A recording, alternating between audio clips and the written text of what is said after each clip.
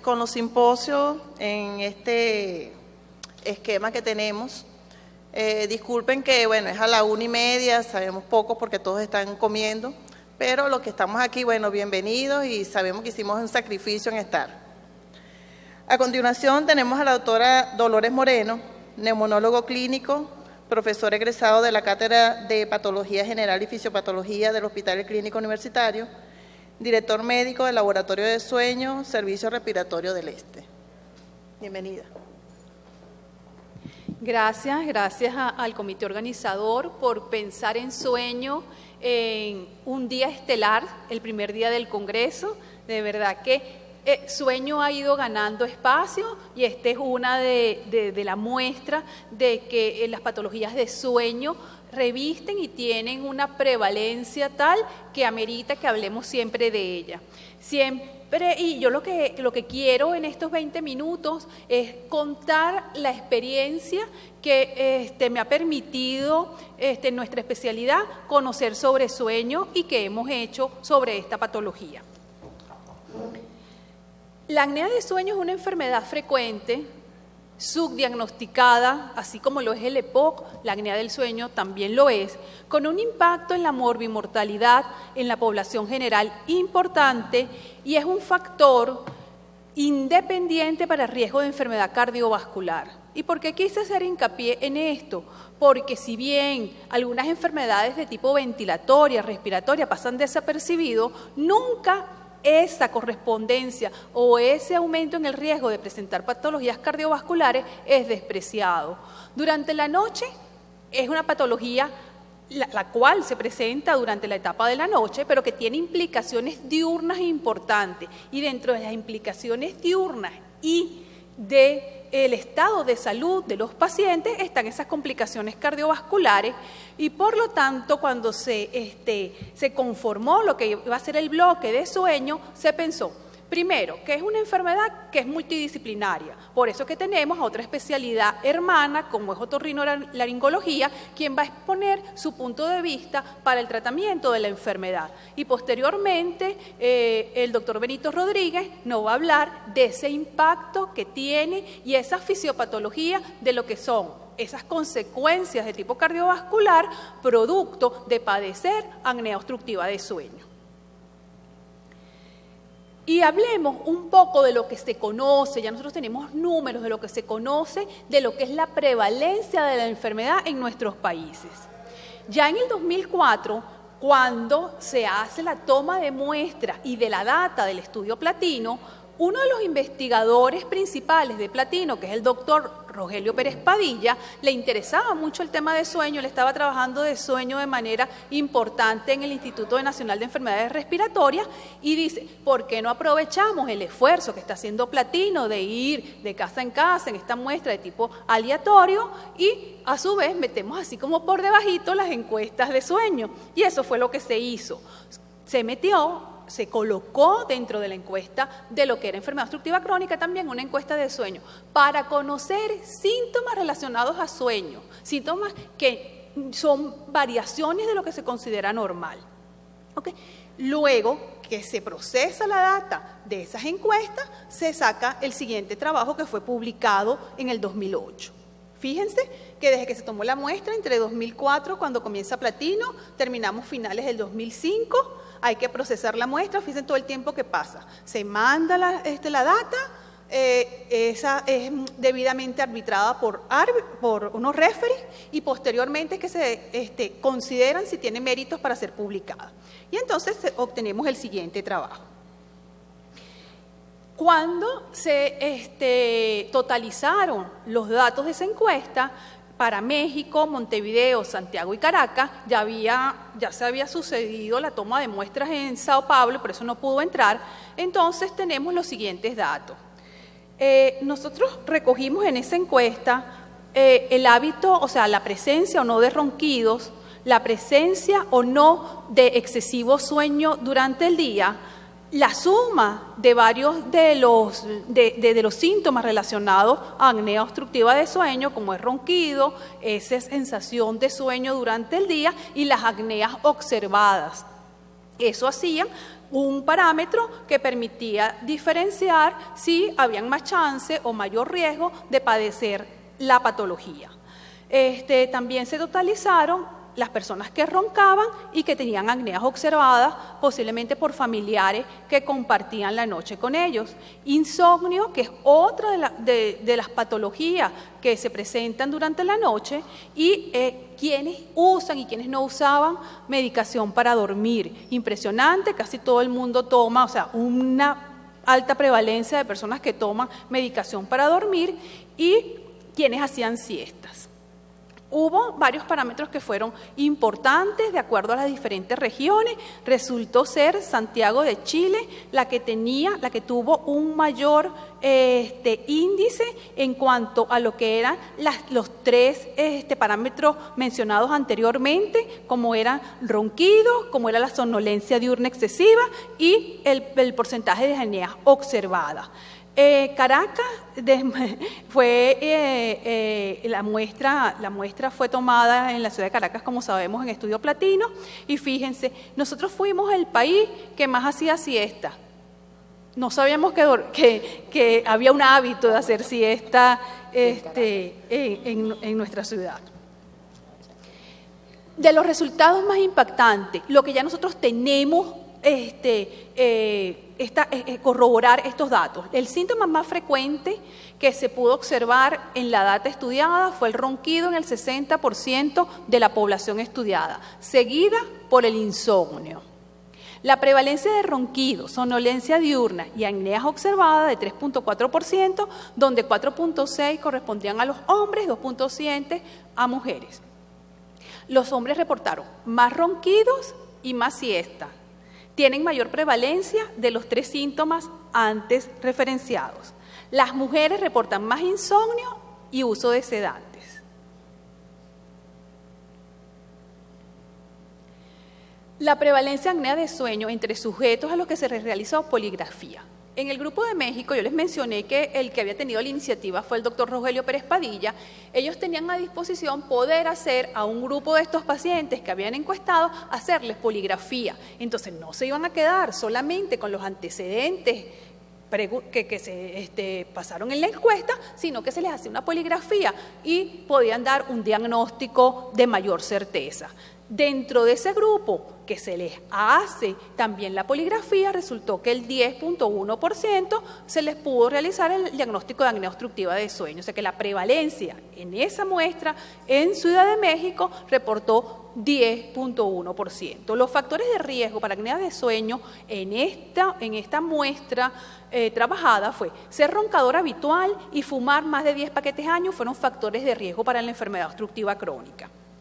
Otros trabajos que publicados y conocidos dentro de las patologías de sueño reportan que otros factores de riesgo que están en concordancia con esta patología son sexo masculino, la edad, la edad mayor de 40 años, mayor de 50 años, tiene mayor prevalencia de padecerla, y el hábito de fumar junto con el índice de masa corporal. Sabemos que a mayor índice de masa corporal, mayor prevalencia de padecer apnea obstructiva de sueño.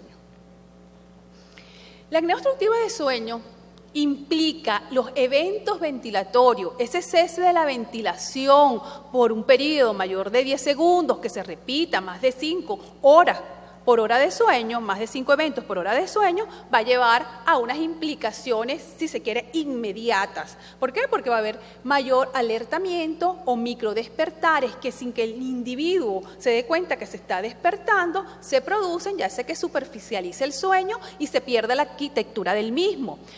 Todo esto va a llevar a que, dentro del marco de la fisiopatología, sabemos que va a haber activación simpática y condiciones de hipoxia. Esto, a grosso modo, y que ya lo hemos repetido en múltiples oportunidades, puede condicionar la aparición de arritmia, hipertensión pulmonar, enfermedades vasculares e isquémica cardiovascular, empeoramiento de falla cardíaca si el paciente previamente ya tenía la enfermedad, hipertensión sistémica, hipertrofia del ventrículo izquierdo como un mecanismo de compensación para tratar de de esta sobrecarga de ventrículo izquierdo y problemas de accidentes cerebrovasculares. O sea que dentro de la gama de complicaciones que se tienen, ven que la parte cardiovascular es muy florida. En la Universidad Central de Venezuela, en la promoción de lo que es la investigación, hay un grupo que es del Instituto de Inmunología. Ellos estaban haciendo un trabajo que era con enfermedades inflamatorias crónicas, entre ellas los modelos que estaban estudiando era asma y enfermedad pulmonar obstructiva crónica. Y aprovechando lo mismo que hizo Rogelio allá en México, yo les dije, bueno, ¿y por qué si no tenemos un grupo de pacientes con apnea de sueño, le tomamos una muestra y vemos qué parámetros de inflamación están allí involucrados de acuerdo a una serie de parámetros? Aprovechamos otro trabajo y hicimos una muestra de estos pacientes estudiando varios parámetros inflamatorios. Se estudió PCR, factor de necrosis tumoral alfa, interleuquina 6, moléculas de adhesión. Utilizamos también otros parámetros que pudieran hablar de lo que era estrés oxidativo, de lo que tuviera que ver con la aparición de arteriosclerosis. Hicimos varios parámetros. Se hicieron más de los que están aquí expuestos, simplemente traje para mostrarlos acá, los valores séricos que resultaron ser estadísticamente significativos.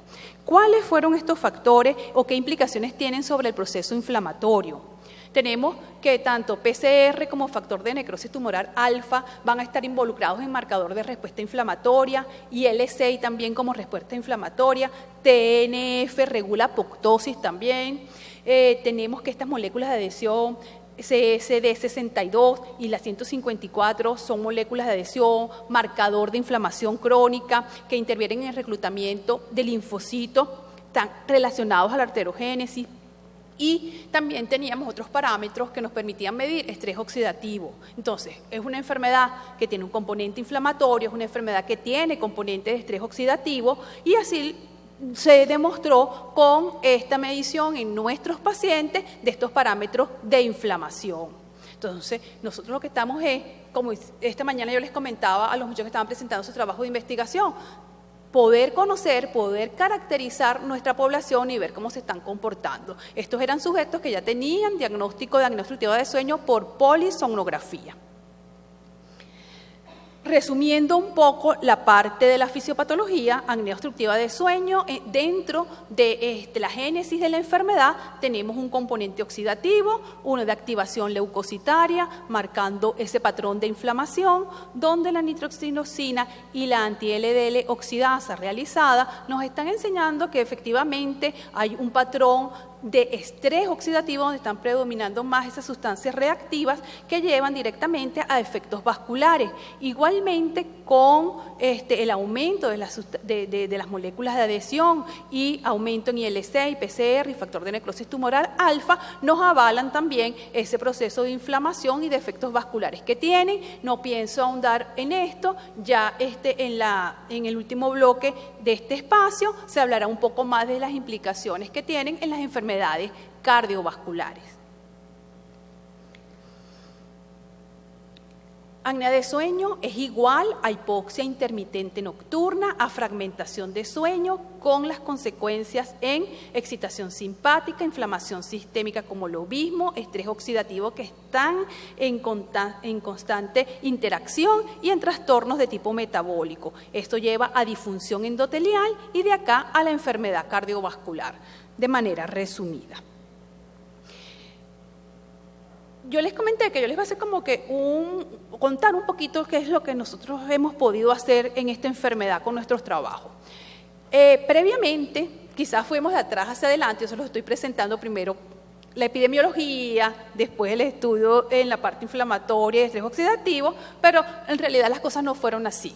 Primero se hicieron la parte clínica y después se fue haciendo primero la parte epidemiológica y después la parte molecular.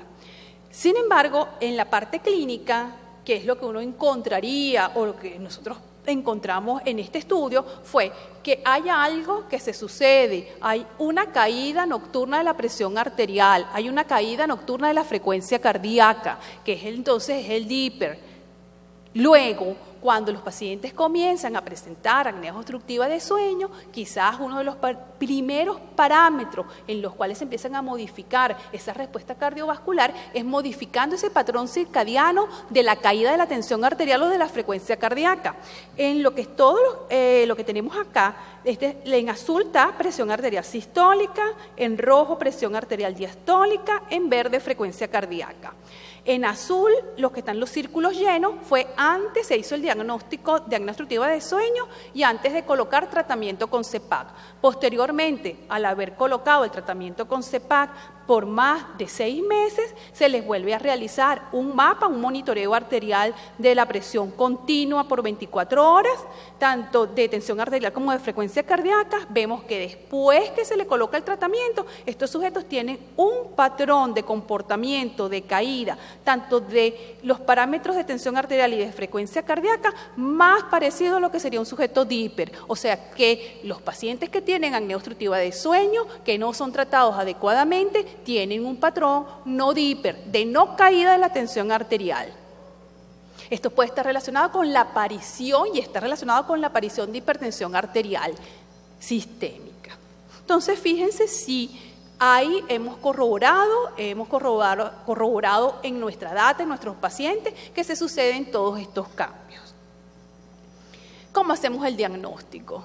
Ya hemos avanzado, ya no nos vamos a parar en explicar cómo se hace el diagnóstico, pero sí en ciertos datos que debemos de recordar, porque seguimos teniendo la misma problemática en cuanto a centros donde se hacen las pruebas.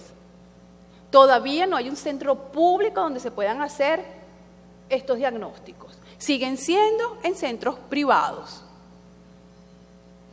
¿Qué se necesita para hacer el diagnóstico? El diagnóstico se hace a través del estudio de la polisomnografía, la poligrafía en condiciones o cuando los casos son bien estudiados nos van a ayudar también enormemente, es el patrón, pero la polisomnografía es el patrón oro para hacer el diagnóstico, la polisomnografía nocturna. Durante la noche el paciente tiene que ir al laboratorio, quedarse a dormir por lo menos 8 horas, los estándares es que dicen que podemos partir la noche, las primeras 4 horas diagnósticas y las próximas 4 terapéuticas, en el sentido que probamos soporte ventilatorio no invasivo, que hoy por hoy sigue siendo el tratamiento más frecuente utilizado para tratar a estos pacientes.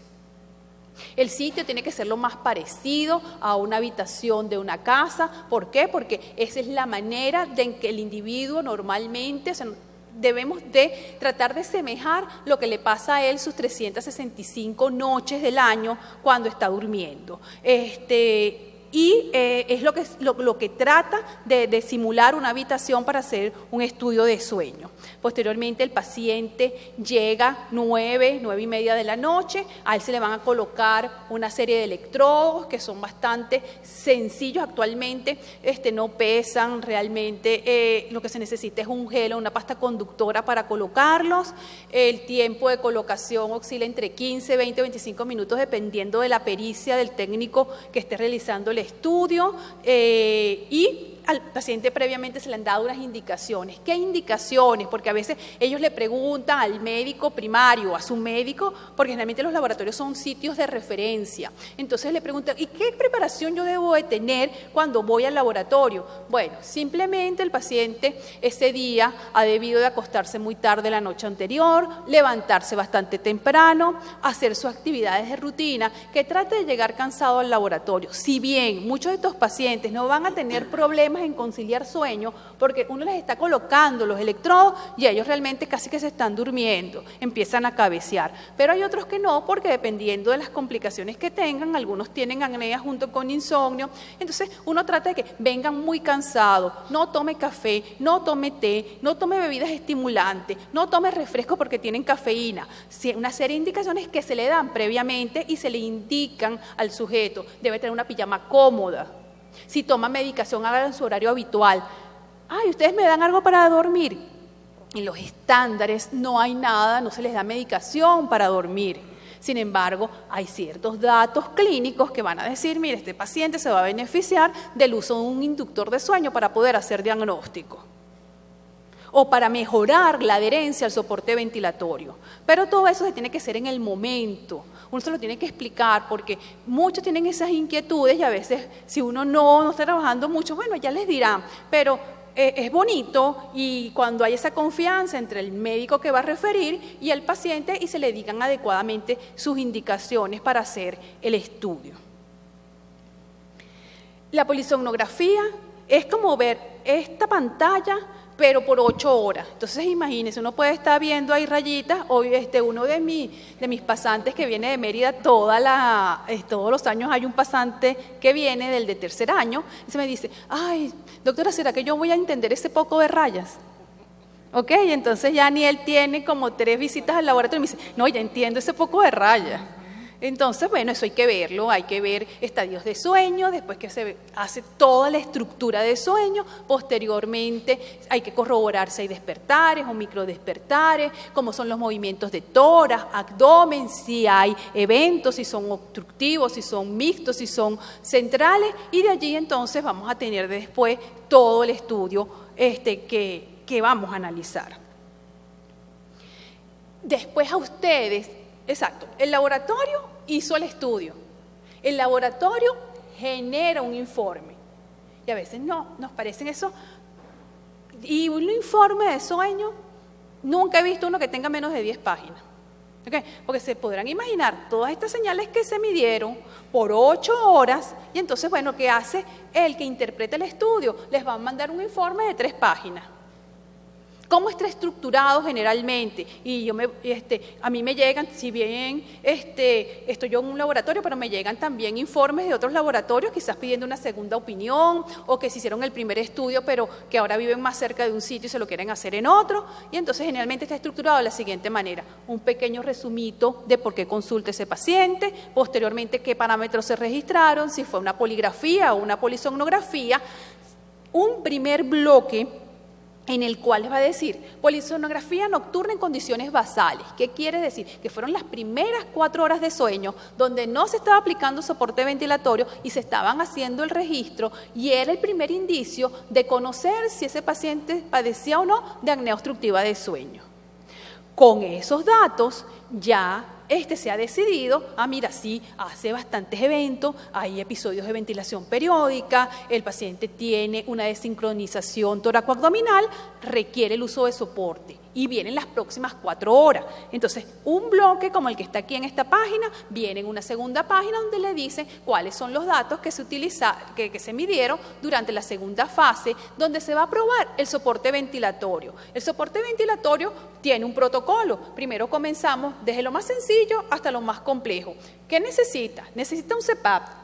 No, con el CPAP no le va bien. No, necesita un soporte binivel donde tengamos tanto presiones en inspiración como en expiración. No, pero lo mejora, pero la hipoxemia, a pesar de que hemos mejorado la mecánica de la ventilación, todavía está hipoxémico. Necesita oxígeno suplementario. O sea, hay que ir jugando en esas 4 horas para llegar a la mejor adaptación. Primero, fíjense que no es fácil, porque si alguien le dice, mira, tienes que dormir con una máscara, la gente se va a resistir. No, que yo sufro de claustrofobia, que a mí esto me pica. Hay que medir. Entonces hay un dispositivo especial que me mide. Señor, abra la boca, porque generalmente todos estos pacientes con apnea respiran con la boca, duermen con la boca abierta. Abra la boca, mida. No, él no es S, él es M, él es L. Todos esos detalles hay que cuidarlos para poder tener éxito cuando se va a titular el soporte. Y aparte de titular el soporte, se debe de generar unas pautas en tratamientos sugeridos donde le diga el tipo de soporte, si es un CPAP, si no es un CPAP, si es un binivel, qué presiones utilizó, qué máscara está utilizando, qué talla de máscara tiene. Todo eso es muy importante para que el paciente se pueda adherir.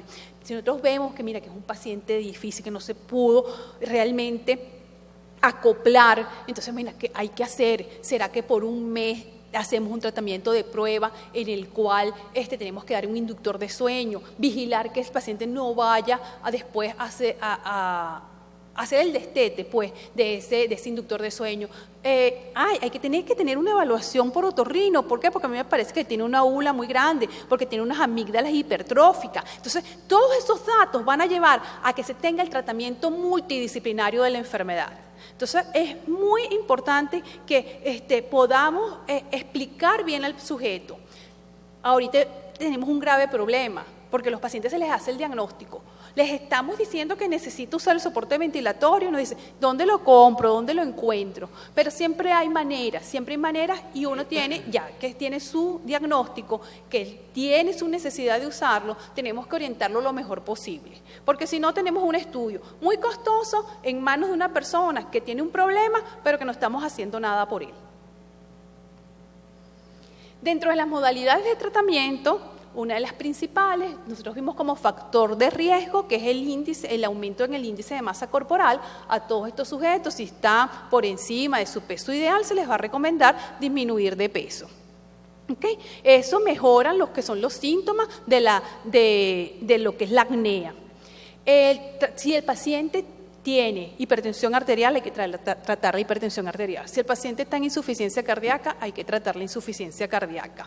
El beneficio de tratar la insuficiencia cardíaca con respecto a lo que es la apnea obstructiva del sueño y al índice de eventos de apnea de sueño no está claramente evidenciado en lo que son la parte de estudios metodológicos, pero se sabe que tenemos que tratarle su comorbilidad que ella tiene. El uso del CEPAC ha demostrado que mejora el índice de apnea y hipopnea del sueño y mejora la morbimortalidad cardiovascular. Si ustedes ven todos los estudios, esto lo van a avalar, hacen una brecha importante con diferencia estadísticamente significativa de que va a mejorar esta condición de consecuencias que tiene la apnea obstructiva del sueño. El oxígeno suplementario es menos efectivo que el CEPAC, va a tener sus indicaciones en aquellos pacientes que le hablé que tenían una mecánica ventilatoria que se había podido acoplar con el soporte, pero que no mejoraban aún las condiciones, si tenía enfermedades coexistentes como la enfermedad broncopulmonar obstructiva crónica, que el síndrome de solapamiento puede ser bien importante con una prevalencia que no hay que descartar. En las modificaciones de hábito hay que darle entonces las buenas normas y buenas higiene para el sueño. Hay que acostarse. Eso es otra cosa que preguntan frecuentemente los pacientes. Bueno, cuando ustedes me colocan aquí medidas higiénicas del sueño, ¿a qué se refieren? Entonces en ese momento el médico tiene que decirle con propiedad, mire, buena higiene de sueño. Ok, ya vamos a terminar. Las buenas higienes de sueños, ¿cuáles son? Acostarse a horas determinadas, tener luz adecuada en la habitación, que no sea muy iluminada, no tiene que haber televisión, computadora, todos los juegos electrónicos, okay, cosas que hacen que tu sueño no sea totalmente reparador. La cama realmente la deben de utilizar a la hora de que ya se decida, bueno, hay que dormir, todas esas cosas hay que enseñárselas porque son muchos los hábitos que se tienen, que no son los adecuados. Aspectos prácticos, debemos conocer los equipos que le vamos a enviar a nuestros pacientes, explicarles cómo, de manera sencilla, cómo es el mecanismo, cómo se debe usar, si hay algún suplemento para humidificar, para que haga más confortable esa entrada de aire que viene a una presión determinada. Tenemos que enseñarles a usar la máscara, que no puede estar muy ajustada, que no debe estar muy floja, porque las fugas van a hacer que no se adhieran al tratamiento, cómo deben de colocársela, que existen unos materiales que son unos apósitos, porque ustedes pueden ver, cuando a veces yo llego al laboratorio muy temprano, veo que los pacientes salen con así, como unos mapaches, todos marcados, las máscaras, el arnés. Entonces, bueno, hay unos dispositivos que van a permitir que esto sea más tolerable, se coloquen los apósitos y hay diferentes alternativas que debemos de buscar. Tubos climatizados para que el aire que entre, esa presión positiva, tenga un calor determinado y que haga más fácil que ellos se puedan adaptar a él. De verdad que, para concluir, es una enfermedad que es compleja, que tiene un manejo multidisciplinario, que requiere un diagnóstico adecuado, pero el tratamiento debe de ser integral. Entonces, en vista de todas estas premisas, también ahora va a continuar la doctora Mariño para que nos exponga el punto de vista del otorrino. Gracias.